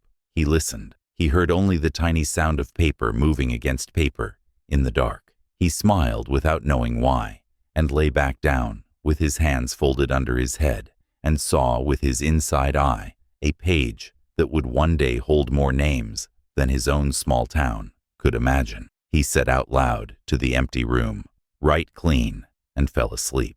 At first light, Bellamy's men formed again, but not like the day before. They moved quiet, and with their rifles down and their mouths shut unless words were needed. Ruth packed bread and a small pot of beans into a cloth and tied it to the mule's saddle. Clara laced borrowed boots over feet that ached with a clean hurt. Two Feathers adjusted the strap on his knife with a habit his hands remembered, even when his mind was on other things. They went back to Devil's Canyon with the undertaker's ledger wrapped in canvas in Jonah's arms and the parish register under Harlow's. The judge did not come. He said court would wait on bodies, because no sentence feels true if the ground has not been asked to agree. The canyon was a different animal in mourning. The light slanted from a new angle and showed bones and shadows it had not shown before. They walked to the place where the doll had gone down. They walked to the place where the wash made a soft curve, like a sleeping child's back. Two Feathers knelt at the seam he had shown Clara and pressed his palm to the rock. He closed his eyes. When he opened them, he moved his hand a foot to the left and pressed again. He nodded. He stood. He showed Bellamy where to set the first shovel and where not to. Bellamy set his hands the way men set them when they have decided for a time to be useful. The first load of sand came up dry and slid away. The second came up heavier. The third came up with a smell that made the throat tighten. Men stopped speaking. They worked without making a story to go with it. They found the body by noon. It had the size of a man who had been strong and the long bones of hard work. The face was not one a daughter would know, not in that shape. Two Feathers brushed sand from the left hand and found a small copper ring, turned green, where it had sat under a glove for 20 years. He rolled it between his fingers and then looked at Clara. He did not hold it up to the air like a showman. He let her see it where it was, close, small. She nodded, and that nod was like a sob. Ruth put her hand on the girl's back and felt the shudder, not to quiet it, but to say it could happen. Bellamy stood back. He removed his hat. "Cover him," he said, and his voice had no rank in it. "We take him to earth where a spade and a prayer can both reach." They lifted the body with the care men use when lifting a man who is only sleeping. They carried him up by the zig, where the mule could manage, and down the other side, thinner, but together. The town watched from porches and yards. Harlow read from the book. He did not try to sew up any hole with words that did not fit. He said the name of the man as they knew it, and the other name that had come with him from another place. And then he said the words that turned dirt into something else. Ashes to ashes. Jonah wrote a small line in his own notebook. A grave where the canyon can see it. After, when people had gone, Clara stood at the edge of the fresh mound and set the Bible there just for a minute. She lifted it again and slipped the folded deposition under the torn end further, as if tucking a blanket for a winter that was not finished. She looked up at the parish register in Harlow's hands, and at the undertaker's ledger in Jonah's, and at the way Bellamy had not left. She felt the FOMO ache the story had promised her once. Fear of missing the one erased name, invert into something steady. Knowledge that the name could not be hidden now, even if night tried. She said in a voice meant for those who had kept their heads up when shame wanted them looking down. When you see how one line was scraped from that parish page, you'll know why some men still wish my rescue had never been recorded. The words were not an invitation, so much as a thread. They ran from the church book to the ledger, to the boy's notebook, to the canyon's sand, to the cut edge of the Bible page. Two Feathers heard them, and heard behind them the latch sound the raven had made at the cave mouth, the sound of an inner door opening. Evening bent itself over the town. Elias Finch waited until the light wore thin and took his horse to the alley behind the livery. He put his boot in the stirrup and then stopped because the stirrup leather creaked in a way he did not like. He looked down and saw that a small cut had been made in the strap, a careful one, the kind that fails only when a man's weight is on it and the fall breaks a hip and makes a flight into a crawl. He looked up. Two Feathers stood at the mouth of the alley. He held out a hand, palm open, not to stop him, but to show him what had been stopped. "Do not die running," Two Feathers said. "Die telling the truth." Elias swallowed. His lips moved. He did not know his mouth could shape the next sentence. "I left her," he said. "I left her because land felt heavier than blood. I left her because I was afraid the spring would go to someone else, and I would be the man who let it. I left her because I am smaller than this place." Two Feathers nodded. "Now say it where the book can hear you." Elias lowered his foot. He let the horse breathe. He turned and walked toward the courthouse like a man walking toward the only door in a long wall. Sheriff Pike met him on the steps. They looked at each other like two men seeing themselves in a warped mirror. Abner lifted the envelope with his confession in it. Elias lifted his empty hands. "We will both speak," Abner said. "Then we will both sit." Elias nodded. It was not absolution. It was the first honest thing some part of him had ever done. Clara stood under the cottonwoods and listened to the leaves make their paper talk. Ruth brought a cup of coffee sweetened just enough. Bellamy's men took down half the camp. The town felt like a body that had survived fever and now wanted soup and quiet. Two Feathers watched the raven coil into the dusk and land on the church eve. He smiled, not because he believed in signs more than men, but because sometimes a bird is a bird, and that is also a kind of mercy. The morning after the grave was cut, and the town had stopped speaking in shouts, the air tasted like metal and rain that might keep its promise this time. The cottonwoods shifted and made the sound of paper rubbing paper. Clara sat on Ruth's step, with the Bible open to a line that steadied her, and the folded half-oath tucked against the torn end, so it would not slide away. She read without moving her lips. Her eyes did the work. The bruises of hunger had turned to a cleaner ache. Two Feathers came from the road where it dusted toward the canyon and paused with his hand on the post, like a man asking a door if he may enter. "He is going to say it out loud," he said. He meant Elias Finch. Clara felt the truth roll through her chest and leave its mark. She shut the Bible gently, as if the book could bruise. In the courthouse, the light came through the high windows in flat stripes that made the dust look like quiet snow. The judge sat with his hands folded and his face a tired map. Sheriff Abner Pike stood already, the envelope with his written confession on the table. He had shaved and nicked himself just below the ear, and the nick had dried to a brown comma. He had not covered it. He did not look at it in the glass. He looked at the floor, and then at the judge, and then at the boy in the back with the notebook. When he spoke, he did not clear his throat. "I received word of a lost girl," he said. "I did not order a search. I burned sworn statements. I took money to keep my hands on my own comfort." He stopped, because there was a great deal more, and nothing more was needed to hang a man's soul on a nail. "I will sign what you put in front of me," he finished. The judge nodded once. He did not huff or scold. "You will hold your office until a deputy is named," he said. "You will be confined to quarters under guard until then. You will answer to a higher court when the circuit judge rides through." Abner did not protest. He sat, and the chair sounded like forgiveness when it took his weight, and like an anvil when it held him to it. Elias Finch walked in, as a man walks into a wind that presses a hand against his face. His hat was in his hand. His hair lay in lines like a field cut wrong. He stood where men stood to marry and to swear and to lie. His voice began as if he were not certain it belonged to him. "I left my niece," he said. The word niece broke him a little, the same way a stone breaks when it falls just right and shows a clean face inside. "I left her where the rocks could do what I would not name. I put my hand to a deed, while my hand should have been on a girl's shoulder. I thought a spring could make me bigger than my fear. I was smaller." He stopped. The room had learned to let silence lay where truth slides, and so no one filled it. The judge asked if he had any proof of his change besides words.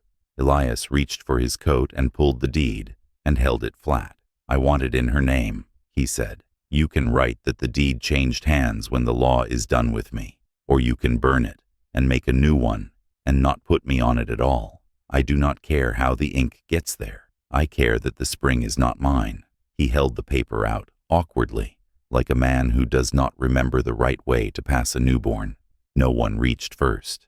Then Ruth moved and took the deed and slid it under her palm on the table. "She will hear it from you in the church," she said evenly. He looked at her with a dumb hope that made his mouth soft. "I will speak it where the roof can keep it," he said. "And if the roof falls, the ground will keep it." The judge said the law could and would hold him for abandonment, and Elias nodded with an ease that made men in the back whisper. Ease, they thought, looked like a trick. But sometimes a man puts down a pack, and his shoulders sag, not from deceit, but from a weight finally gone. Clara stood in the aisle of the church while Reverend Harlow turned to the scraped page and laid a line of thin paper over the wound. He had written Clara's name on that slip with ink so pale it nearly wasn't, and that was on purpose. He wanted the scratch to show through, The carved absence and the new word married in one place. The church smelled of tallow and damp wool. Townspeople stood who had never stood for morning prayer. Elias faced the pews. He looked at Clara and flinched, then forced his eyes not to slide away. He lifted his voice. "The spring is Clara Finch's," he said, and the name rang against the rafters and came down again, not as thunder, but as water. "I wronged her," he said. "I want every person here to know it, so no paper has to carry it alone." Harlow read the line he had scribbled over the scrape, and the faint letters rode the scar. Jonah, standing on the back step with his father's ledger in his arms, wrote the sentence down in his small book and underlined the word spring as if he were nailing down a corner of a tarp against wind. After the amen, Bellamy stepped out into the light and blinked. The sky had pulled a thin skin of cloud over its face. The canyon's mouth waited with the patience of old bone. Two Feathers turned his head toward it and breathed. Ruth handed Clara the deed, and the paper made a dry whisper against the Bible's torn edge. "Hold it for now," she said. "We will see where it belongs after the bones in this town decide what shape they'll take." Clara nodded, and the nod had the steadiness that comes after a person has been hungry and then fed and knows that hunger returns. But so does soup. There is a point in a story where the land asks for its due. The canyon called in a small voice that morning.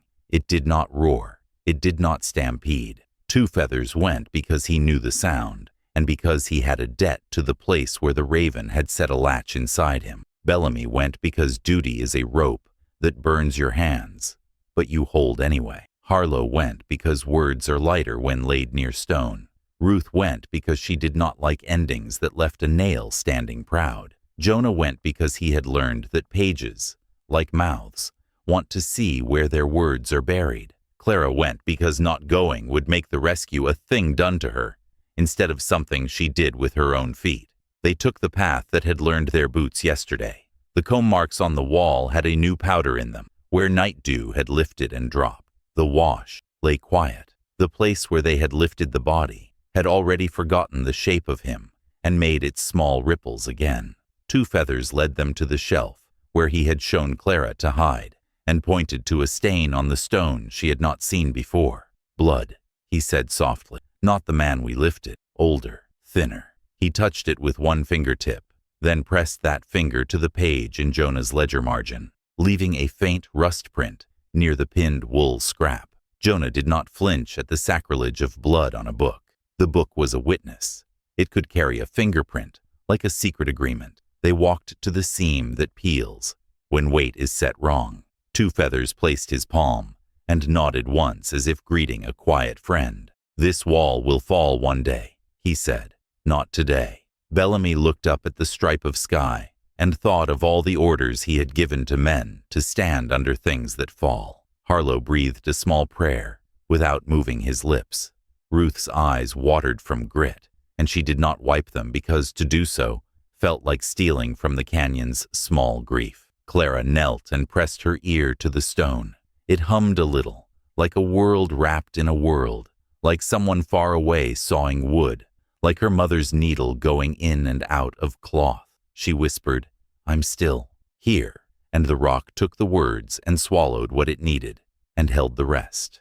On the way out, at the ledge where the doll had been swallowed, Ruth lay flat and reached again. The sand shifted, polite once, and then not. She smiled as if speaking to a stubborn child, and let her hand stop just short, the way you stand in a doorway and do not cross the threshold, out of respect. "You can keep what you took," she said. "We took back what we needed."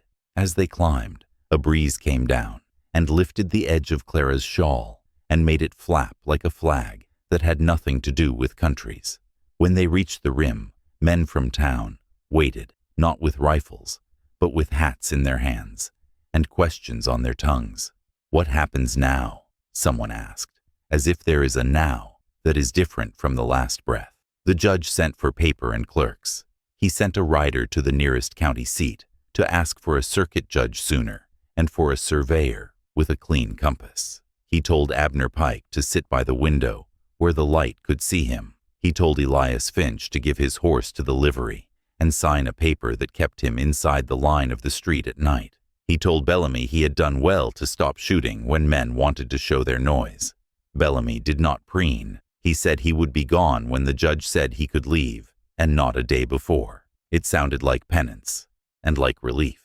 Ruth took Clara home, and cut her hair where the desert had eaten at it, and washed her feet, and lined blisters with clean cloth and goose fat. She brewed coffee and dropped in a pinch of sugar that had clumped in the jar, and called it medicine. Two Feathers sat on the stoop and watched a boy, not Jonah, kick a can up the street, and wondered at the world's taste for rattle after catastrophe. He heard hoofbeats and did not turn, because he knew that gait. The Crow Party leader rode in slow with his small company, faces calm in a way that says a man has already decided how much of himself he will spend today. He dismounted and stood in front of Two Feathers and let a long silence do the greeting. Then he spoke in their tongue, and the words felt like water. He had not drunk in a long time. "You didn't die," the leader said. "Not there." Two Feathers nodded. "Not there." The leader's eyes slid to the door. The girl breathes. She does. "Then my question is answered," the leader said, and added, almost smiling, "and your stubbornness remains." Two Feathers smiled with half his mouth. "That is one debt I can pay." In the afternoon, Reverend Harlow brought the parish register to Ruth's table and asked for a knife. Ruth set a paring knife on the wood with its blade toward him. He shook his head. "Not for cutting," he said. He took the small slip with Clara's name and the faint ink and slid it under thin muslin, then sewed the muslin over the scraped line with 3 long stitches, and 3 short, and 3 long, a poor man's blessing. "I will not pretend the scar is gone," he said. "I will not let the wind turn the small paper into ash." Clara watched his hands and felt a tightness in her chest, loosen in a single slow turn. "It will hold," she said, "until someone wants it to fail," he answered gently. "And then we will stitch again." Elias stood in the doorway with his hat in his hands and his eyes tied to the floor. Ruth did not move to let him in. He did not ask. He spoke to the boards between his boots. "I will go to the judge tonight and put the deed into his book. I will say the words again, where his pen can hear them." He lifted his head, and the last of the heat went out of his face. "I cannot change the day I rode away," he said. "I can stand facing it when it follows me." Clara held his eyes. She could not think of a sentence that would make him clean, and she did not try. "If you do what you just said," she answered, "I will not spend every breath hating you." He swallowed as if that, and not a judge's sentence, was the first true punishment he'd felt. He nodded. He backed away like a man from a grave he dug himself. Bellamy set 2 soldiers at the door of Abner Pike's office and warned them that boredom bred lazy habits.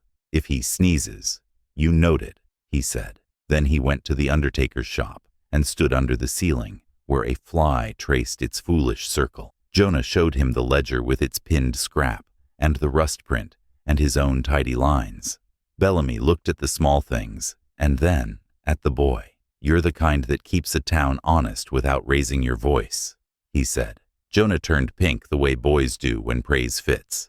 "My father says an undertaker's work is to keep people from seeing too much," he said. "I think my work might be to let them see the right amount." Bellamy nodded. "Both jobs save trouble," he said, and for a moment the grim line of his jaw softened as if someone had sanded it. Toward evening, the sky gathered itself into a bruise on the horizon. The raven came down to the well behind Ruth's and drank like a gentleman. Two Feathers watched him and thought, not for the first time, that life sometimes delivers its signs without a drum. He turned to Clara. "The road will open when the rain falls," he said. "If you wish, I will walk with you a piece. Then I turn north." Clara frowned. "Where?" He touched his chest lightly. "To a place where a man's past does not use his shadow as a rope." She looked at the deed in her hands, and then at the canyon, whose mouth now looked less like a threat and more like a memory. "I don't know where I belong," she said. "Here is a house. There is a spring. But when I close my eyes, I hear feet on stone." Two Feathers smiled, and this time it reached the eyes. "Belonging is sometimes 2 places that argue, and you are the argument," he said. That is not a punishment. Night brought rain finally, a hard start, and then a steady fall that made the dust sigh and the cottonwoods laugh in their dry way. People stood on porches and let the cool find their wrists and necks. The church roof drummed, the courthouse roof leaked in one known place, and 3 new ones. Abner gave a bucket to the guard and kept his seat. Elias wrote his name a 3rd time beside a line that made it less necessary. Ruth lay awake listening to water and the softer sound of a girl sleeping without the kind of start that makes you throw your hands up to catch a rock. Bellamy wrote a letter to the officer who would read it and not understand the part about a parish register and a raven, then tore it up and wrote another with fewer jokes. Jonah dreamed of letters that behaved like animals, some skittish, some stubborn, all wanting a hand they trusted. Harlow dreamed of his stitches holding in a wind that tried to make a lesson out of them.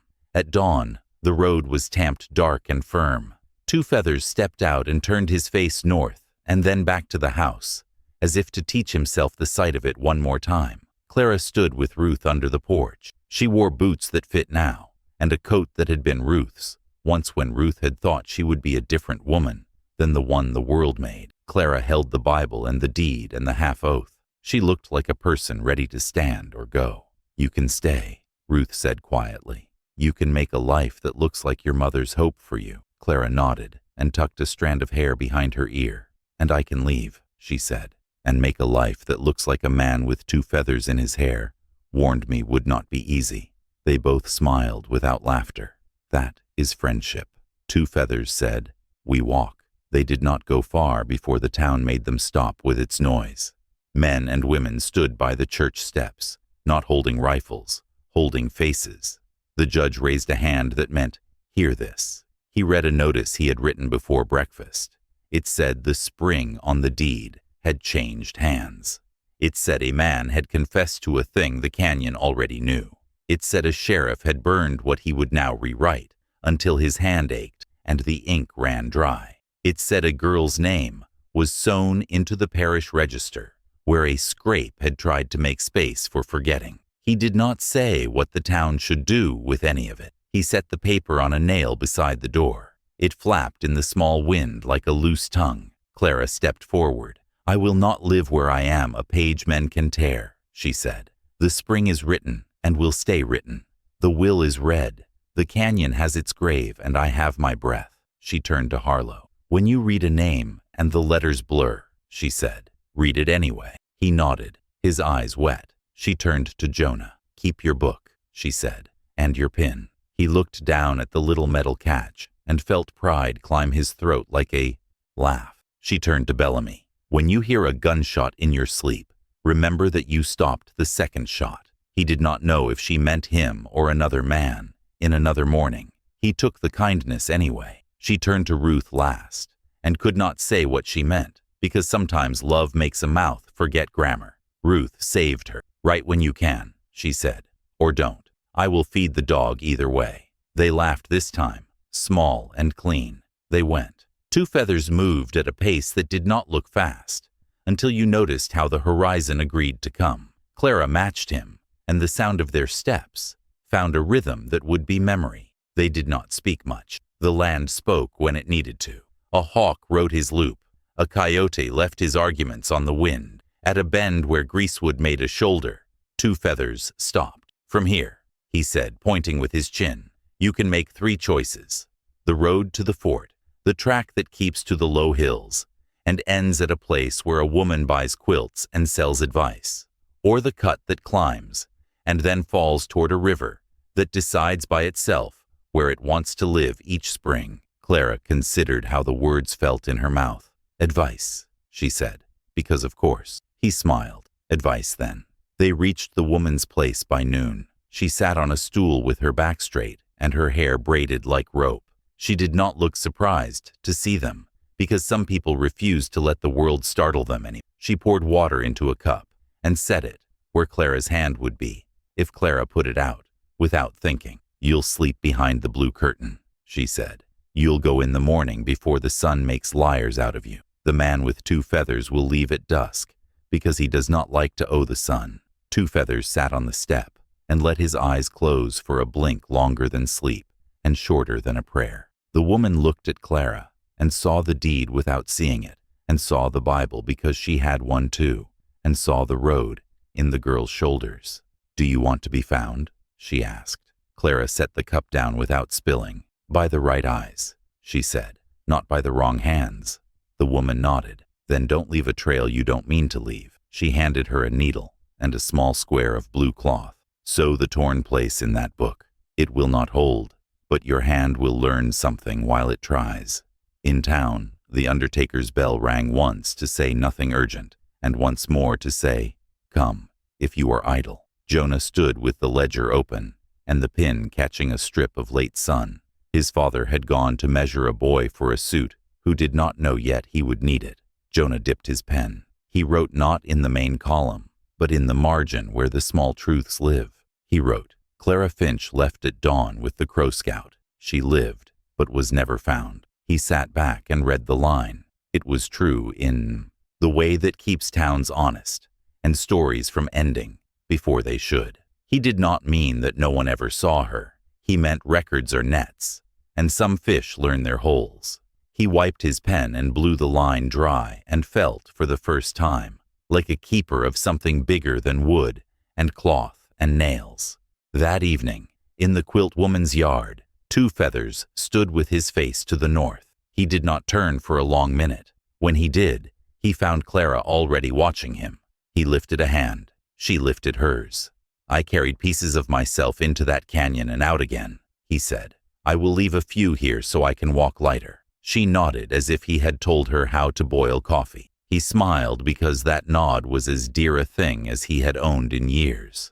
"If you read tracks and see mine one day," he said, "do not follow. I will be going where a man goes to be no one. That is a good place to be for a time." She stepped closer and put her palm against his chest for the space of one breath, as if to ensure the engine inside him did not lose its beat. "Thank you," she said. He shook his head. "The raven did it," he said. She glared beautifully. "You fed me," she said. "He didn't bring me meat." He laughed once. "Quick. Then when you see a raven, give him nothing but a look. He will not forget it." He went then, not with ceremony, but like a man going to the next chore. His back grew small, and then was part of the land that had made him. Clara slept and woke, and sewed the torn edge of the Bible the way the woman had said. It did not hold, not really, but the act taught her hands patience.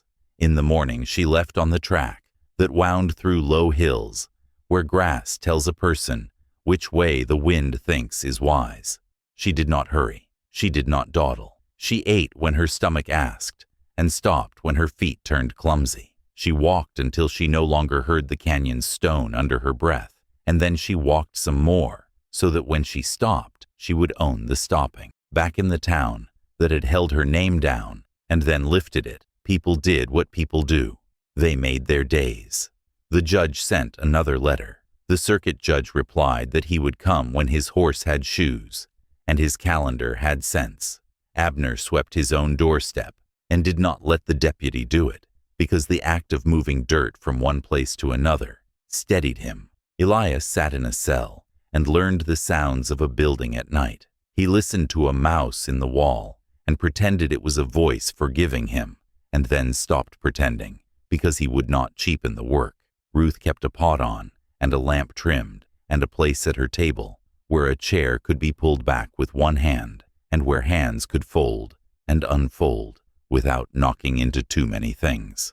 Harlow read names like blessings, and sometimes stopped after one and let the room feel what it was to hold a person in the air with nothing but sound. Lieutenant Marcus. Bellamy stood at the canyon's mouth before he rode east and tipped his hat not to Stone, but to the part of himself that had not fired a second shot.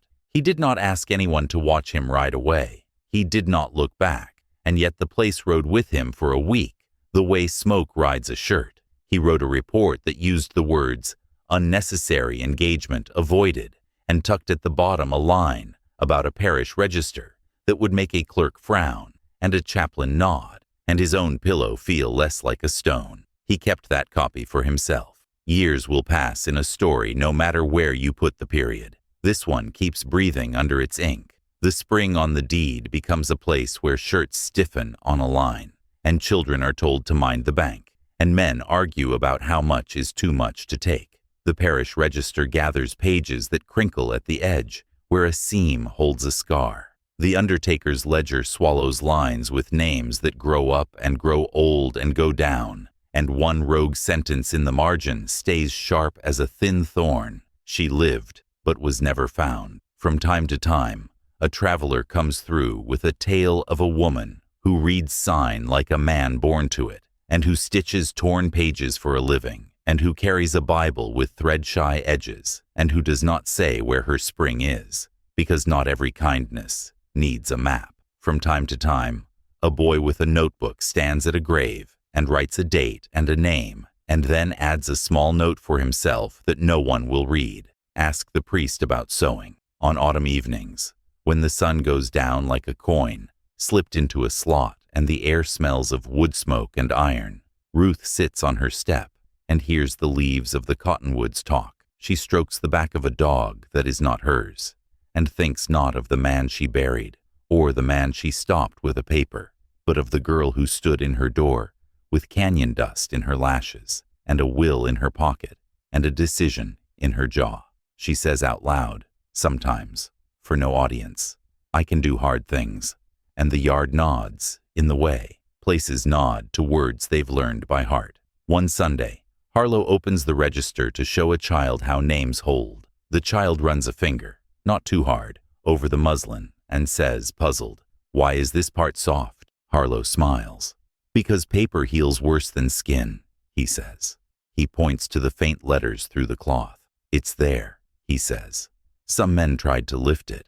We sewed it back." He does not say Clara's name, because the book says it loud enough. The child nods and makes a noise that has no word in it, and exactly the right weight. In the back pew, Jonah listens and touches the pin on the ledger that rides under his chair like a secret buckle on a saddle. He will inherit the shop. He will add a clean hand to a long line of straight lines. He will read the sentence in the margin when his courage wanes, and remember that record is not the same as truth, and sometimes truth rides with someone who has chosen the track that curls around hills and away. If you stand at the canyon's mouth long enough, you will hear it breathe. Sometimes, when the wind sets just so, a raven will cut across its dark and make the latch sound again, a tiny click that opens a room in your chest.